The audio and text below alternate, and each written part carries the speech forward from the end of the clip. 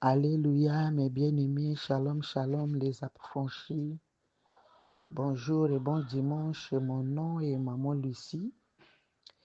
Il m'a été demandé d'intervenir dans la séquence dans sa présence. Selon Maman Gina, cette séquence, c'est l'opportunité pour nous d'épingler certaines notions de la Bible qui portent un peu à confusion ou qui sont difficilement compris pour l'éclairage de chacun de nous. C'est comme ça que j'ai compris la chose. Il est question d'échanger entre nous, il est question d'apporter l'explication de certains mots, certaines questions qu'on nous pose souvent. Et ce soir, j'ai choisi d'intervenir sur la notion pauvre en esprit. Mais avant toute chose, nous allons prier Dieu. Seigneur, je te rends grâce. Seigneur, je te bénis. Je te dis merci, éternel des amours Dieu, pour le renouvellement du souffle de vie. Je te dis merci aussi, éternel Dieu, pour cette année, une année nouvelle, éternel des amours Dieu, que tu accordes aux affranchis. Seigneur, je te rends grâce, éternel des amours Dieu, pour Maman Gina, la visionnaire, daigne la remplir, daigne l'équiper encore davantage, daigne lui parler, Père. Seigneur éternel, je viens au Dieu te rendre grâce pour cette plateforme des affranchis, cette plateforme de Soyez la lumière. Merci Jésus éternel des amours Dieu. Je viens te recommander des moments que nous voulons passer. Je viens te recommander éternel des amours Dieu Père. Ces moments afin que Père, que toi que tu nous parles. Cher Saint-Esprit, aide-nous. Donne-nous la compréhension, donne-nous l'intelligence, Seigneur. Illumine notre compréhension, ô Jésus. Seigneur, nous te recommandons ta parole, que ta parole qui est esprit et vie, Seigneur, nous fasse du bien ce soir. Couvre-nous, Jésus, par ton sang. Au nom de Jésus, nous avons ainsi prié. Amen. Bien-aimés, j'ai dit que nous allons échanger sur le thème pauvre en esprit. Ce soir, nous allons comprendre ce que c'est que être pauvre en esprit. Nous allons lire la parole de Dieu dans le livre de Matthieu 5, le verset 3. Il est écrit: Heureux les pauvres en esprit, car le royaume des cieux est à eux. Amen. Bien-aimés, j'ai choisi d'intervenir sur ce thème parce que très souvent, cette notion porte à confusion. Mais c'est quoi être pauvre en esprit? Nous allons définir les mots qui sont compris dans ce verset pour mieux comprendre ce que Jésus veut dire par là. Donc, nous allons définir d'abord le mot pauvre.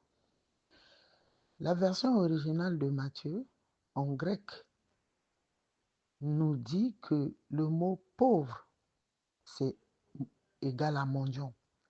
Donc, en grec, le mot pauvre, c'est patochos qui veut dire mendiant. Donc, ce qui revient à dire que un pauvre, c'est un mendiant. Un pauvre, c'est un démuni.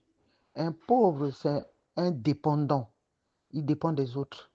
Il ne peut rien faire de lui-même, mais il dépend de ceux qui lui viennent en aide.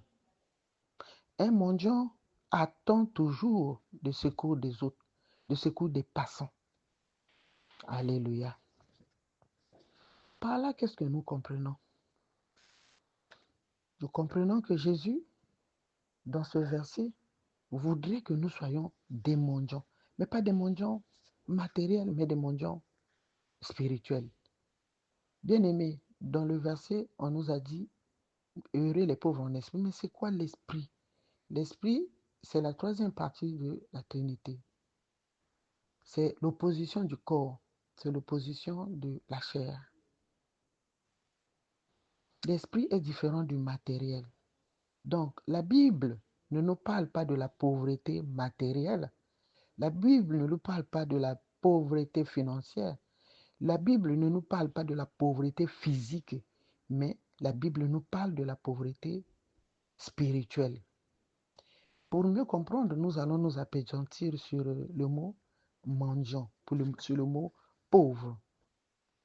Nous venons de dire que un pauvre, c'est un mendiant.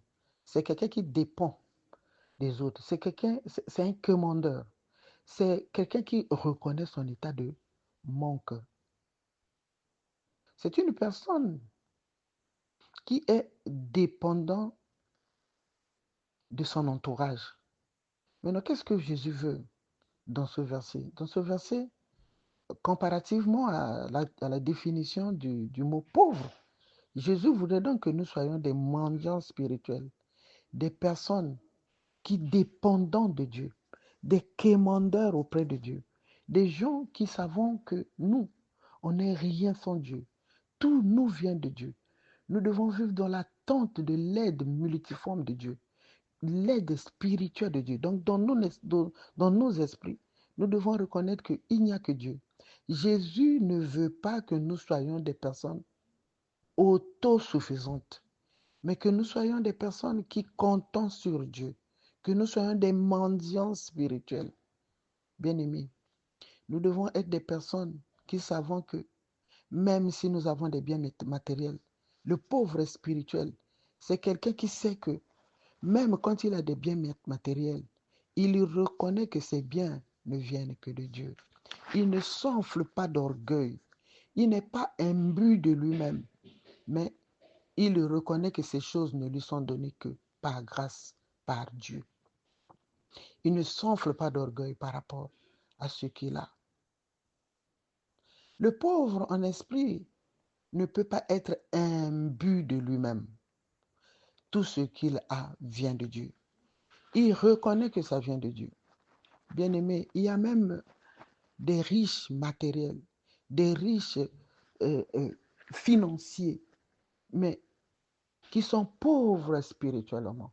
Dieu veut que malgré tout ce que nous avons, que tu sois beau, que tu sois riche, que tu aies des milliards, que tu aies des maisons, mais que tu sois pauvre spirituellement. C'est-à-dire que nous reconnaissons que ces choses ne viennent que de Dieu. Et comme nous reconnaissons que ces choses ne viennent que de Dieu, nous n'allons pas nous enorgueillir. 1 Corinthiens 4, le verset 7 dit, « Qu'as-tu que tu n'as rien reçu? Qu'as-tu que tu n'as reçu? Et si tu l'as reçu, pourquoi te glorifies-tu? » Alléluia. Un pauvre en esprit, c'est quelqu'un qui reconnaît que tout vient de Dieu. Lui, il n'a rien. Un pauvre en esprit, c'est quelqu'un qui reconnaît qu'il n'est rien sans Dieu. Un pauvre en esprit, c'est quelqu'un qui reconnaît son vide spirituel. Alléluia. Même quand il est rempli d'onction, même quand le Seigneur l'utilise puissamment, il sait que tout ça là, la gloire ne revient qu'à Dieu. Il sait que tout ça là, c'est seulement par simple don de Dieu. Et il est vide. Il ne s'élève pas. Il ne se gonfle pas d'orgueil. Alléluia. Bien-aimé, il est écrit, car le royaume des cieux est à eux. Dans ce verset, on dit, car le royaume de Dieu est à eux. Le royaume des cieux, c'est quoi? Le royaume des cieux, c'est la paix, la joie, la justice. Alléluia. Le royaume des cieux, c'est la paix, la joie, la justice. Cela veut dire que les personnes dépendant de Dieu, les personnes qui ne comptent que sur Dieu, les personnes qui reconnaissent, qui se reconnaissent petits devant Dieu, jouissent du bonheur, de la paix, de la joie. Alléluia. Bien-aimés, on dit, heureux les pauvres en esprit, heureux ceux qui ne sont pas orgueilleux, heureux ceux qui s'abaissent, heureux ceux qui savent que tout vient de Dieu, heureux ceux qui reconnaissent qu'ils sont rien devant Dieu. Alors le royaume des cieux est à eux. Alors ils jouiront du bonheur, ils jouiront de la paix, ils jouiront de l'élévation même. Alléluia. Ceux qui reconnaissent leur misère spirituelle, ceux qui s'abaissent spirituellement dans cette misère, alléluia. Bien-aimés, ce sont ceux qui reconnaissent que non, moi je suis pécheur, moi je suis malheureux, moi je suis rien. Il reconnaît, il est dans l'abattement. Alléluia, bien-aimé. La Bible dit dans Psaume 34, le verset 7, « Quand un malheureux crie, l'Éternel entend. » Bien-aimé, le malheureux qui crie là, ce n'est pas le malheureux qui manque l'argent. Ce n'est pas le malheureux qui manque des maisons. Ce n'est pas le malheureux qui manque de voiture, mais c'est le malheureux qui reconnaît son état de pécheur. C'est le malheureux qui reconnaît que Dieu est grand. C'est le malheureux qui reconnaît que tout vient de Dieu. C'est le malheureux qui reconnaît qu'il n'y a que Dieu qui peut le sortir de ce trou. Alléluia, bien-aimé. C'est ce malheureux-là qu'on dit, et quand un malheureux crie, l'Éternel entend et il le sauve de toute cette détresse. C'est de ce malheureux-là qu'il s'agit. Alléluia, mes bien-aimés. Bien-aimés, on peut être heureux. On peut être heureux, c'est-à-dire qu'on a des maisons, on a des voitures, je l'ai déjà dit. On a des maisons, on a des voitures. Et on n'est pas pauvre spirituellement. Alléluia. C'est-à-dire quelqu'un qui a des voitures, quelqu'un qui a des maisons, quelqu'un qui est riche, quelqu'un qui a l'argent, mais il n'est pas pauvre spirituellement. Il est riche, mais spirituellement, il n'est pas pauvre. Le pauvre, c'est quelqu'un qui ne s'appesantit pas sur ses biens, mais il les reconnaît comme venant de Dieu. Alléluia. Bien-aimé, il y a des malheureux financièrement, matériellement, physiquement. Il est malheureux. Il est dans le manque, mais il n'est pas malheureux spirituellement.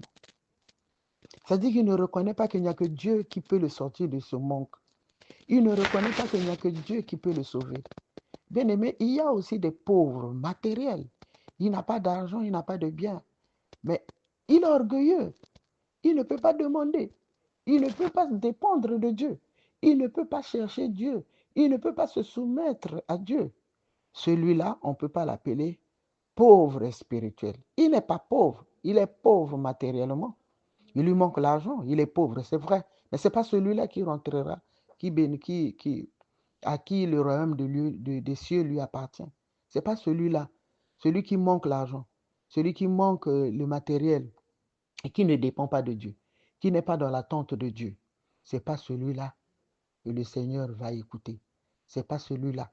Mais c'est celui qui manque de tout, mais qui sait, qui reconnaît son état, qui reconnaît la grandeur de Dieu, qui s'attend seulement à l'aide de Dieu, qui s'attend seulement au secours de Dieu. Alléluia, mes bien-aimés. Voyez-vous, nous allons prendre l'exemple du mendiant.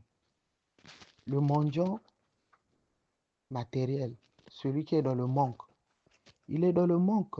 Il est mendiant, certes. Mais dans la rue, regardez l'attitude du mendiant. Le mendiant, ses yeux sont rivés sur les passants. Son attention est focalisée sur le moindre geste des passants. Celui qui va tourner son regard vers lui. Le mendiant n'est pas dans la distraction. Vous ne verrez pas un mendiant en train de lire un journal.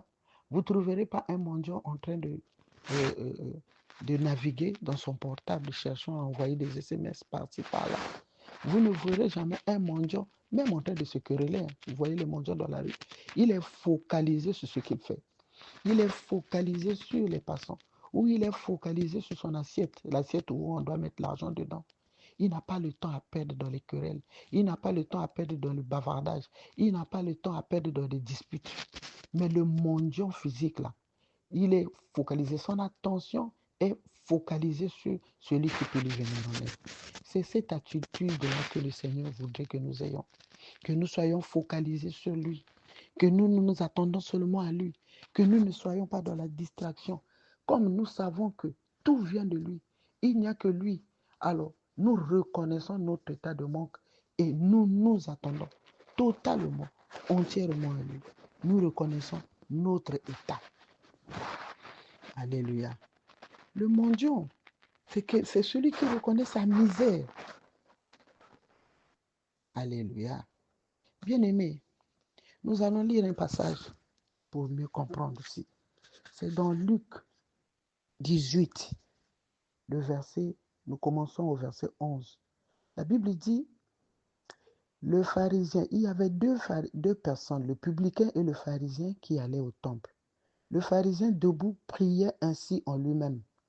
Ô Dieu, je te rends grâce de ce que je ne suis pas comme les autres, Le reste des hommes qui sont ravisseurs, injustes, adultères ou même comme ce publicain. Je jeûne 2 fois par semaine. Je donne la dîme de tous mes revenus. Le publicain, se tenant à distance, n'osait même pas lever les yeux au ciel, mais il se frappait la poitrine en disant, ô Dieu, sois apaisant envers moi, qui suis un pécheur.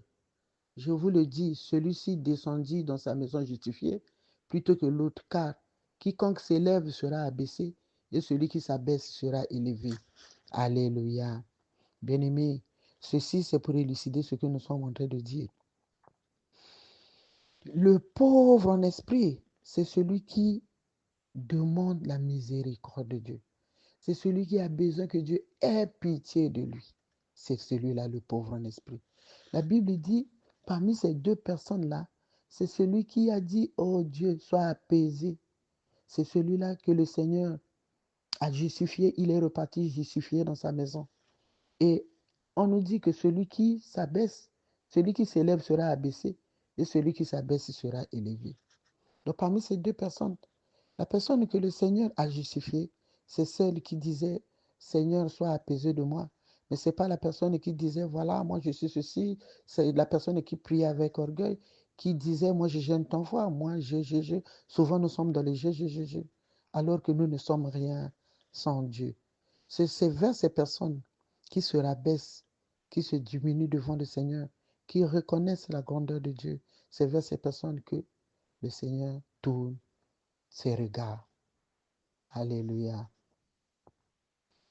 Alléluia, mes bien-aimés.